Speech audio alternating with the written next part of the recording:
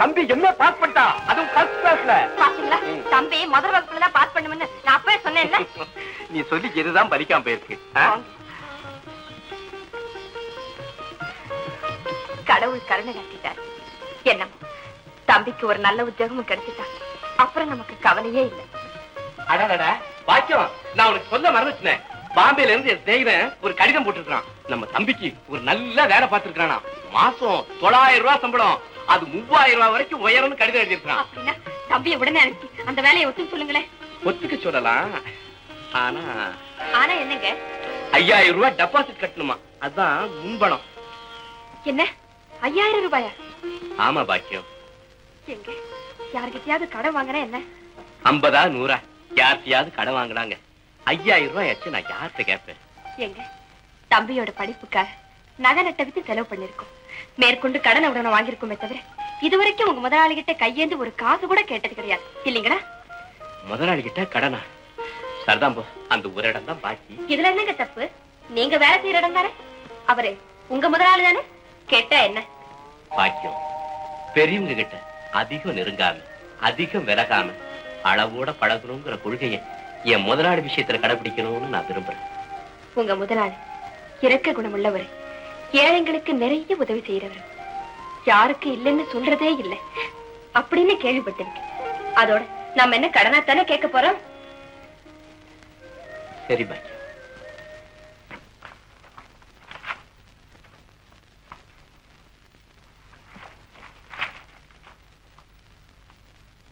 அண்ணே அண்ணே. ஓ வா தம்பி. தம்பி வந்துருக்கு. என்ன விஷயம்? இங்கிலீஷ்ல.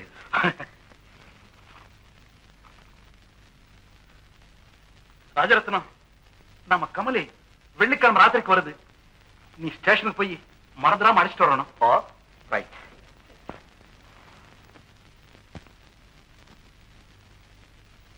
ஏன்னா எல்லா வேலையும் தலை மேல போட்டுக்கிட்டு கஷ்டப்பட்டுக்கிட்டு இருக்கீங்க? நம்ம எஸ்டேட்ல வர்ற வருமானத்துக்கு இன்னும் 10 மேனேஜரை வேலைக்கு வச்சுக்கலாம். சிக்கனத்தை நினைச்சுதான் நான் மேனேஜரை வச்சுக்கலன்னு சொல்றியா? ராஜரத்னம், நமக்கு வர்ற வருமானத்தோட அளவு மற்றவங்களுக்கு தெரிய வேண்டாங்கிற எண்ணத்துலதான் அந்த வேலைக்கு யாரும் ஏற்பாடு செய்யல. பார்க்க போனா இந்த எஸ்டேட்டுக்கு நீதான் மேனேஜர் ஆகணும்ன்றது என்னுடைய ஆசை. நான் தான் அந்த கோணம் எழுத்து இங்கிலீஷ் படிக்கலையே. இப்ப வருத்தப்பட்டு என்ன பண்ணியும்? உன்னை பள்ளிக்கூடத்துக்கு அனுப்பிச்சு ஒழுங்கா படிக்க சொன்னா காளி கோயிலுக்கு பின்னாடி போய் கோலி விளையாடிட்டு இருந்த. இப்பதான் என்ன படிச்சவன் மாதிரி உருவத்தை அமைச்சுக்கிட்டேன்ல.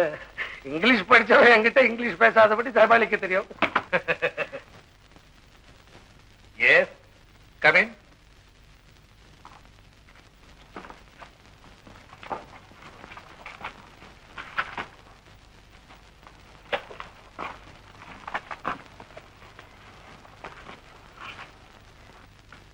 என்ன கந்தசாமி?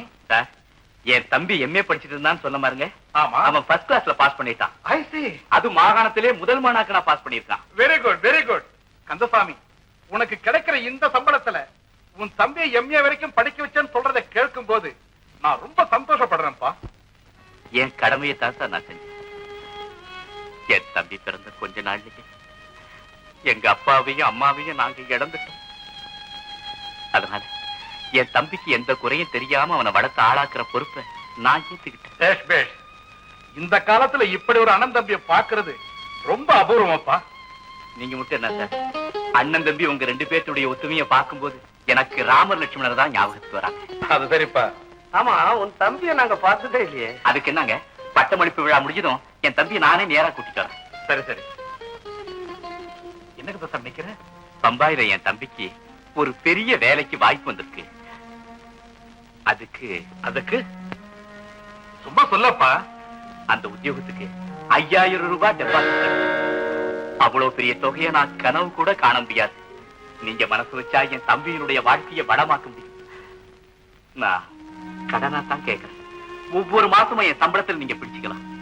அவ்வளவுதானே? வெள்ளிக்கிழமை ராத்திரிக்கு என் வீட்டுக்கு வா, தர்றேன். ரொம்ப நன்றிங்க தம்பி. என்ன யோசிக்கிற? ஒண்ணுமில்ல, நம்ம கமலி படிப்பு முடிஞ்சிட்டு வந்துட்டா அதுக்கு காலாகாலத்துல ஒரு கல்யாணத்தை பண்ணிட்டா நல்லதுன்னு அப்படியே யோசனை பண்ணிக்கிட்டு இருந்தேன். தம்பி, நல்ல ஒரு மாப்பிள்ளை கிடைச்சா விட்டுடுவனா என்ன? நான் சம்பாதிக்கிற சொத்து அவ்வளவும் நம்ம கவனிக்கு தானே.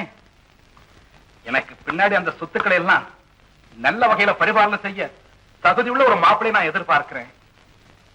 தம்பி, நீ எஸ்டேட்டு போல இதோ புறப்பட்டுட்டேன்.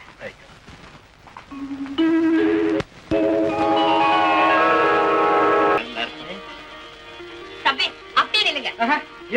தம்பி, நம்ம பரம்பரையிலே நீதாண்டா முதல் பட்டதாரி. உன்னை பார்க்கும்போது எவ்வளவு சந்தோஷமா இருக்கு தெரியுமா? அது தெரியும். அதுக்காக கண்ணடி பட்டாலும் பரவாயில்ல, ஆனா கண்ணடி மட்டும் படக்கூடாதுன்னு பெரியவங்க சொல்லுவாங்க. சீக்கிரம் பொட்டு வையே. என் நண்பர் பம்பாயில இருக்கிறவரு உனக்காக ஒரு பெரிய வேலை பார்த்து வச்சிருக்காரா? அப்படியா? ஏன் எனக்கு ஃபர்ஸ்ட் கிளாஸ்ல பாஸ் பண்ணா பரிசு கொடுக்கன்னு சொன்னீங்கல்ல? இதோ தயாரா வச்சிருக்கேன். என்னன்னு தெரியலையா? என்னவா இருக்கும்? என்னங்க, இதுதான் என் பரிசு. கொண்டா பாச்சம், கொண்டா கொண்டா கொண்டா கொண்டா.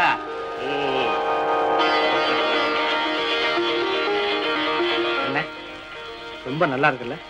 ஏன் பாக்கியம், உனக்கு பிறக்க போற முதல் குழந்தைக்கு போட சொல்லி உங்க அம்மா கொடுத்த சங்கிலி தானே இது? ஆமா. உங்க முதல் குழந்தைக்கு கொடுத்ததே எனக்கு கொடுத்துட்டீங்க. தம்பி தம்பி, அத கரெக்டா அதுக்கு மட்டும் யாருன்னு நினைச்சிட்டு இருக்கீங்க? நீங்க தான் என் முதல் குழந்தை. நீங்க தான் இந்த வீட்டுக்கு மூத்த பிள்ளை. அப்படியே என் வயித்துல ஒரு குழந்தை பிறந்தால் உங்களுக்கு செலுத்துற அன்பல மிச்சம் தான் அந்த குழந்தைக்கு செலுத்துவேன். அந்த செங்கிலி நியாயமா எங்க போய் சேரணுமோ அங்கதான் சேர்ந்துருக்கு. அதை மட்டும் வேண்டான்னு சொல்லிடாதீங்க தம்பி, சொல்லிடாதீங்க.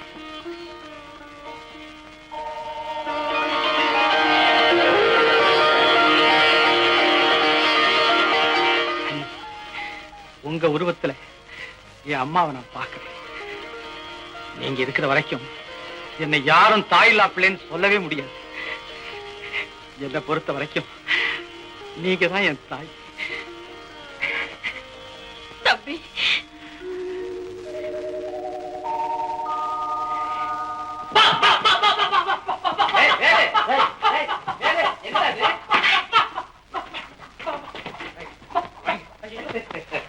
ஆமா, இன்னும் குணம் போகலையா? பெரிய அண்ணி எல்லாரும் இங்கதான் இருக்கீங்களா? என்ன கனவு காண்றாவேலும்? நான் கண்ட கனவு தான் பறந்து போச்ச. பிடிக்க விட மாட்டேங்கிறீங்களே. உன் கோழி அது? சொந்த கோழி பிடிச்சா ஏது உற்சாகம்? ஊரார் கோழி. உன் குணம் இன்னும் ஒன்ன விட்டு போகலையா? என் கூடவே பிறந்த குணமாச்சே. காக்கா பிடிச்சாதான் தப்பு, கோழி பிடிச்சாலுமா தப்பு? அண்ணே, இந்த கோழி வர்க்கம் உலகத்துல சுத்தமா அழிஞ்சாதான் கோழி பிடிக்கிற என் கலை ஆர்வமும் கலை.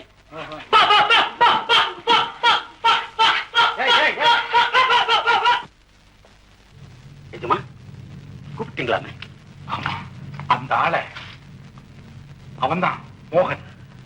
அவன் நம்ம ரகசிய பாத வழியா நம்ம லைப்ரரி கழிச்சுட்டு வரணும். சரிங்க.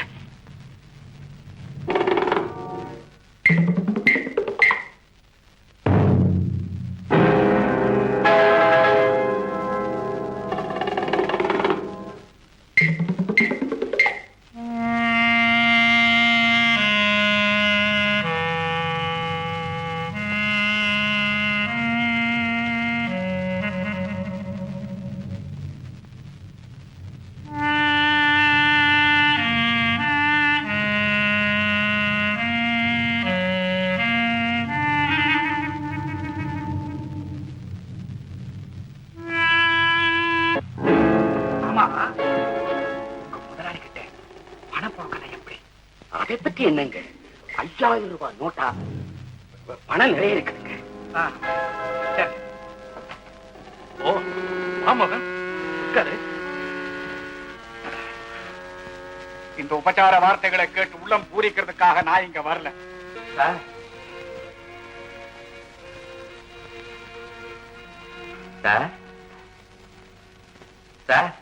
ஏஜமா, என் பொண்ணு கல்யாண விஷயமா ஏற்கனவே நான் உங்களுக்கு சொல்லியிருந்தேங்க. அதுக்கு கொஞ்சம் பணம் தேவையா இருக்குதுங்க. பார்க்கலாம். இந்த மாசமே கல்யாணத்தை நடத்திடலாம்னு நான் முடிவு செஞ்சிருக்கேனுங்க. அதனால எனக்கு பணம் அவசியம் தேவைங்க.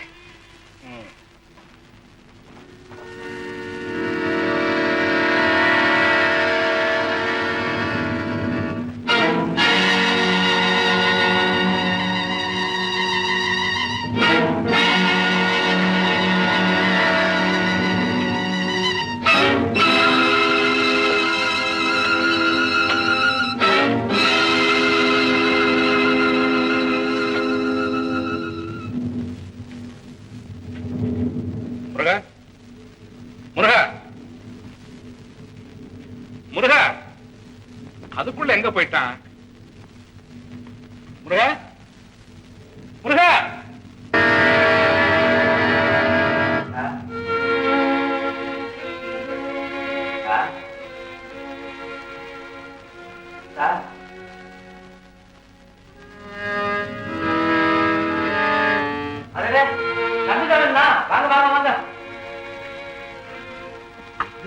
மேலதான் இருக்காரு.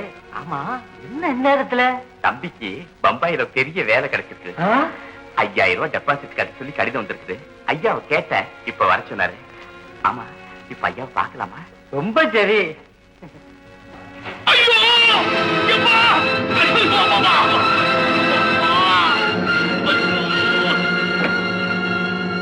நம்ம எஜமான் செய்யற தர்மத்துக்கு நேரங்காலம் எதுவுமே கிடையாதுண்ணே. ஏழைகளுக்கு உதவி செய்யற உத்தம ஆட்சி அவரு. போங்கண்ணே, நிறைய அள்ளி கொடுப்பாரு. போங்க.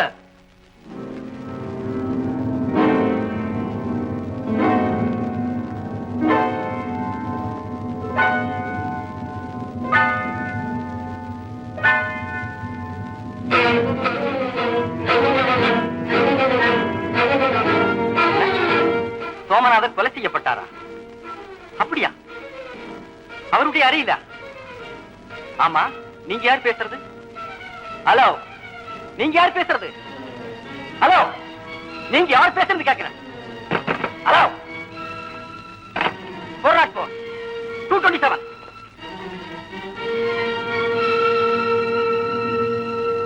சார்,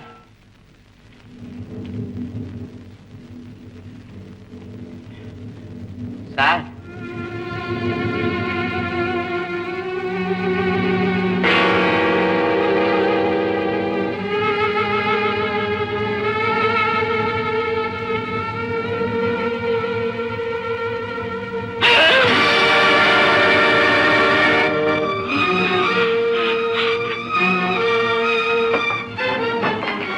சோமநாதன் ரூம் அது.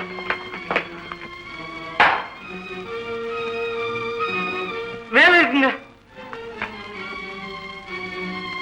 220. நாளை விடாத, எல்லாரும் மேல வா.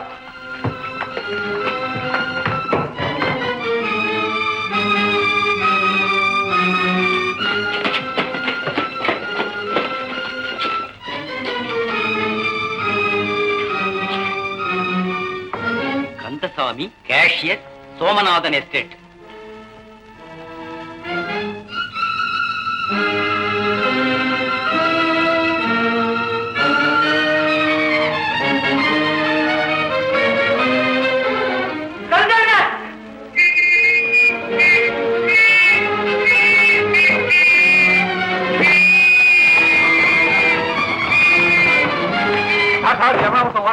என்ன?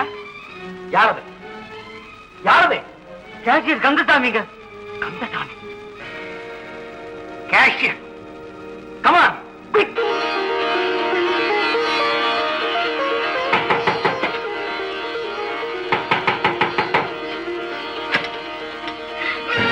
இதுதானே கேஷியர் கந்தசாமி வீடு? அவர் எங்கே? அவரு முதலாளி பார்க்க போயிருக்காருங்க. அது எனக்கு தெரியும். இப்ப வரங்க. அவரை பார்க்க போனவர் இன்னும் வரலைங்க. ஆமா, நீங்க அவரை தேடுறீங்க? உங்க கணவர் எஸ்டேட் முதலாளி சோமநாதரை கொலை செஞ்சுட்டு ஓடிட்டாங்க.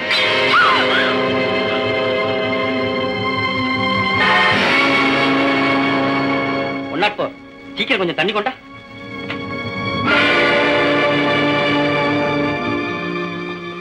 அண்ணி, அண்ணி, அண்ணி ஏன் மயக்கமா கிடக்குறாங்க? இங்க என்ன நடந்தது? கேஷியர் கந்தசாமி சோமநாதரை கொலை செஞ்சுட்டு தப்பி ஓடிட்டாங்க. அம்மா! என்ன போலீஸ்? என்ன சமாச்சாரம்? நீங்க தானே சோமநாத பிள்ளையோட தம்பி? அம்மா, ஊரே தெரியுமே. உங்க அண்ணன் குமாஸ்தா கந்தசாமி கொலை செஞ்சுட்டான். அம்மா,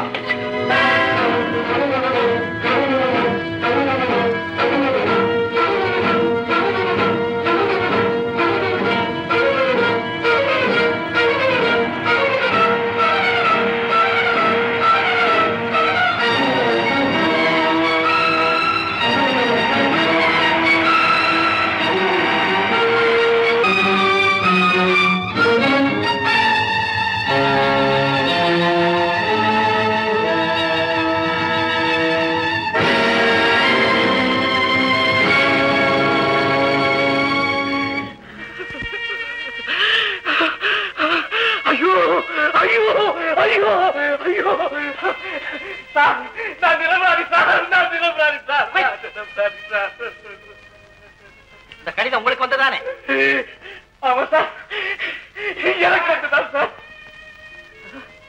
கந்தசாமி, இல்ல சார், இல்ல, நான் நிரபராதி, நான் நிரபராதி, நான் நிரபராதி, நான் நிரபராதி, நிரபராதி, நிரபராதி. இது போலீஸ் ஸ்டேஷன். நீ சொல்ல வேண்டியதை கோர்ட்ல சொல்ல. சந்தர்ப்ப சாட்சியங்கள் சரியாக இருப்பதாலும் சோமநாதரை கொலை செய்தது கந்தசாமி தான் என்பது நிரூபிக்கப்பட்டு விட்டதாலும் இந்த கொலை குற்றத்திற்காக EPCO 302வது பிரிவின்படி கந்தசாமிக்கு தூக்கு தண்டனை விதித்து தீர்ப்பளிக்கிறேன்.